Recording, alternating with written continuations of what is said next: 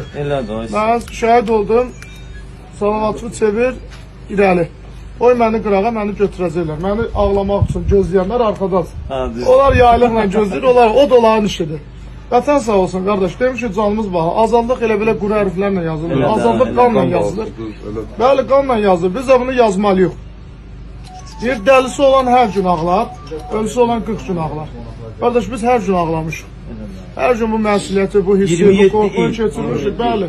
Bunu bir gün belə deyək də, bir gün ağlamalıyıq, bir gün ürəyimizi boşaltmalıyıq. Tamam, Bunu bitmədi. da bitməliyik. Bu gələcək nəslə, övladlara saxlamamaq lazım. Elədir, elədir. Allah prezidentimizin canı sağ eləsin. Allah Ali Başkomandanımızın canı sağ eləsin. Bu komanda bizə verdi, bu şansı bizə verdi və biz də bunu doğrultmalıyıq və doğruldacaq da nəyin bahasına olursa. Allah qorusun bütün xalqımızı, Allah sizi də qorusun. Sənin dəstənlə bir yerdə, bunlar zəfər xüsusi dəstələrdir də, hansı ki bunlar irəli gedə-gedədir. Gecə ilə, bu gecə gedirlər, təzədən bir dəstə bir də gedir. İnşallah gələn dəfə yəqin bu ermənin bu tikdiyi yerdə qalmarıq da, başqa bir villada qalmarıq. Yana da yox, elə bir-iki gündən sonra Allah qoysa. Yox, xan kəndində olarıq yəqin. Allah qismət eləsin. Öpürəm Allah. Sağ ol. Allah razı olsun. Allah nazarınızda olsun. Allah razı olsun.